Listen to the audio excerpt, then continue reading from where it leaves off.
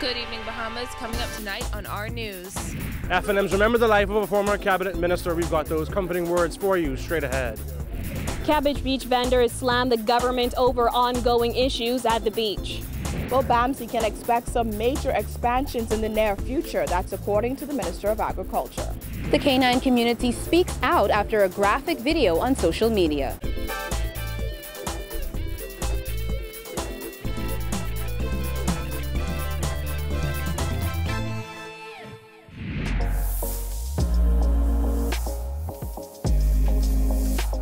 Our news is brought to you by Alive. Welcome to our news and thanks for joining us. I'm Christina Dragovich. Topping news tonight, former cabinet minister and educator Theresa Moxey Ingraham was remembered today by the party that she was involved with since the late 1970s as the nation prepares to lay her to rest. Jared Higgs reports. My friend, my little sister, my political daughter, my sometimes mentee and sometimes mentor, rest in peace and rise in glory. Cabinet ministers of past and present, family members, supporters and friends packed the hall of F&M headquarters on Moxey Street as the party remembered one of its own, a Bahamian described as a giant of a woman. Terry was determined to do her utmost to change things for the better. She let her voice be heard. Moxey's voice could be heard in the Women's Association, in F&M council meetings, in door-to-door campaigning, over the microphone as she emceed political rallies, and then as a featured speaker as a candidate. Moxey Ingraham's cabinet colleague Janet Boswick remembered their close bond and how the former Transport, Health and Environment Minister took the role of women in the F&M from that of fritter fryers and fundraisers to equal leaders among the men in the party. In 1992, under the leadership of the Right Honourable Hubert Alexander Ingraham, Terry was elected to Parliament and appointed to the cabinet.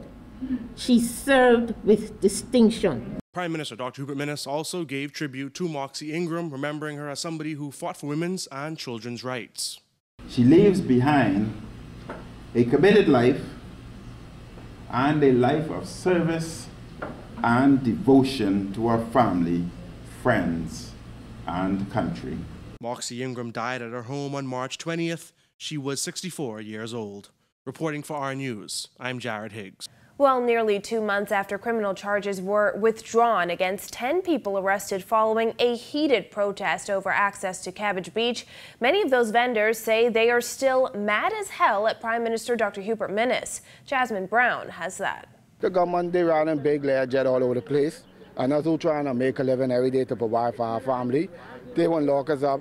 What they want us to go thief and rob and make more crime in this country, but we ain't gonna never do that. We can fight for this beach, and we ain't going down easy. That's Vice President of the Cabbage Beach Business Owners Association, Othnow Collins. Just about every vendor echoed his sentiments as they insisted they are tired of playing nice with the Minnis administration. Collins insisted he and others will do whatever it takes to ensure their concerns are addressed. That's what we can die for, right here on Cabbage Beach. My coffin can be right here on this land. This is not the first time Cabbage Beach vendors expressed their displeasure with Minnis. In January, some of those vendors said they feel used by the Prime Minister and asked that he intervene in their legal matter, given that he had pledged in opposition to expunge their records if they are convicted. The following month, prosecutors withdrew charges against those 10 people after key witnesses failed to appear. But the problems persist, according to some of those vendors who say beach access and harassment are the most pressing concerns. This issue is not dead. If they think it's dead, simply it's because it's being covered up. It's not being brought out. And all of these issues would have been going on and plaguing the Bahamian people and the vendors for so long, and they had stated over and over that they was going to make changes and get things together. But as I see, I don't see no changes. Jaro Sanders is one of the Cabbage Beach 10. He says he now realizes they were likely used as political ploys. Sanders says while Minnis and the F&M may have appeared to be their allies in the past, that is no longer the case. At the end of the day, we can still stand up no matter what. And We ain't scared no matter what they do. President of the association, Monique Taylor, says the vendors want to meet with the Prime Minister, and only the Prime Minister, as it was Minnis who marched side by side with them. Taylor, who has not worked on the beach since last December because of an injunction against her in the Supreme Court, also called for the Prime Minister to deal with the issue in the House of Assembly.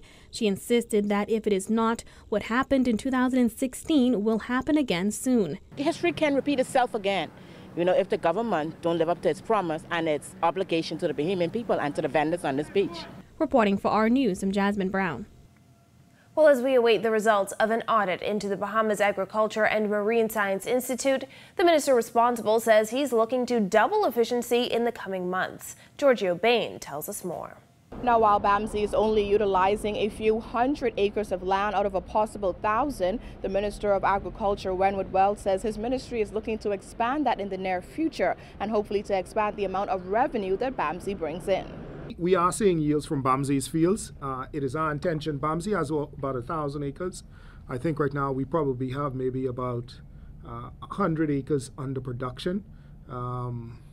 We're looking to greatly expand the production capacity of BAMSI in terms of bananas, in terms of looking at how we can get corn in the field, in terms of growing our sugarloaf, pineapples, going after niche products in our food stores that Bahamians purchase, and looking at how we get that up to export. The Bahamas was recently able to put a restriction on tomatoes and green peppers due to the amount being produced by BAMSI and local farmers, a move that Wells says he looks forward to doing more of in the near future.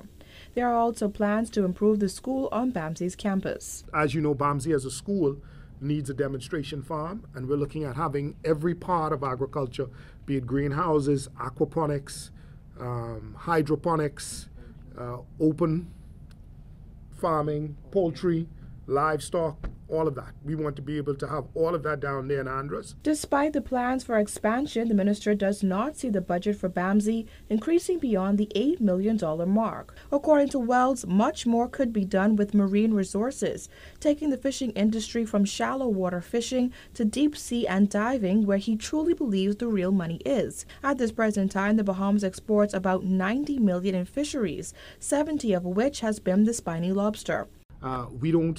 We don't harvest tuna, we don't harvest wahoo, we don't harvest deep water groupers, we don't harvest red snappers.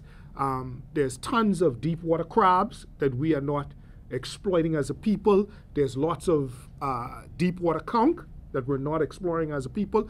We typically as a people have been a shallow fishing community. We go after the lobster because it fetches a high price and it's easily caught. So we need to be able to get the industry and to encourage Bahamians to get into the pelagic fishing and to actually become better farmers, better livestock persons. Reporting for our News, I'm Giorgio Bain. In other news, the extortion and misconduct in public office charges against former Cabinet Minister Shane Gibson have been dropped. According to a statement by Director of Public Prosecutions Garvin Gaskins, the move allows the prosecution to maintain a singular objective focus on the bribery and related conspiracy offenses. This explanation came amid speculation as to why the charges were dropped. Last August, Gibson was charged with 2 counts of conspiracy to commit extortion, 2 counts of conspiracy to commit bribery, 15 counts of extortion, 16 counts of bribery, and 1 count of misconduct in public office. Gibson's attorney, Wayne Monroe QC, said he wasn't surprised that the extortion charges were dropped. He added that he was surprised that the entire case wasn't discontinued, considering the involvement of an English QC. Gibson pleaded not guilty to the charges and remains on bail. He is due back in court on May 4th. Well, when it comes to dogs, perception is everything, and temperament is based on who you talk to. Our Jillian Gray caught up with some canine enthusiasts to find out if the pit bull deserves its bad dog badge. Bad dog is a statement that is often said to dogs who don't comply with commands, but is also a phrase given to those who do. A graphic video on social media of a pit bull killing another dog sent shockwaves through the canine community, with some expressing disgust of the command to kill heard coming from the owner of the dog. The video contributes to the narrative that pit bulls are vicious, bad dogs, a widespread tale that pit bull trainers and owners say just isn't true. Stop saying these dogs dangerous, because we got more things out there dangerous than them. It's all about the temperament of the dog at the end of the day. And it's all about owners. You know what I mean? Local dog breeder Dragon says there are other dogs that are more dangerous than pit bulls, a fact that dog trainer Shenandoah Stubbs agrees with. I have a German Shepherd, and he'll tear your head off in 2 minutes. I have a Rottweiler. He would tear your head off in 2 minutes. What is the difference between these two dogs and the pit bull? I mean, and you look at statistics in the States, the German Shepherd bit more people than the actual pit bull. They can be rehabilitated. They can make good family pets at the end of the day. Stubbs insists that there is nothing to fear when it comes to pit bulls and dogs in general. He suggests that all owners should get some sort of training and says no matter how bad the dog is, he can rehabilitate them, even the dog that was featured in that social media video. It's all about positive training at the end of the day. I mean, that dog, sad to say, was trained in a negative way. So his whole life is negative. And you think about a dog, they think of pack. And pack in human terms is family.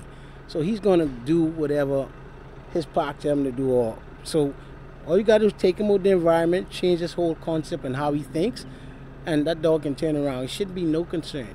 In the right hands, that dog can be reformed and integrated into a family. Now, while Stubbs says you must be careful how you treat dogs, he insists that with the right training, all dogs can be submissive. And pit bull owner Lynn Zammit agrees. And it's amazing how, intervention, how early you get them into training, how they could be the sweetest, most disciplined dog, even more disciplined than my little one right here. Or some of those toy dogs, toy poodles and toy miniature dogs that tend to be just as aggressive, but they're just smaller. Both dog trainers agree that if you ever encounter a pit bull, you should be cautious, as you should be with any canine that you're not familiar with. Reporting for Our News, I'm Jillian Gray. Still to come on Our News, celebrating Autism Awareness Month in the Bahamas, plus the former Deputy Prime Minister goes on the defense. We'll tell you why when Our News returns.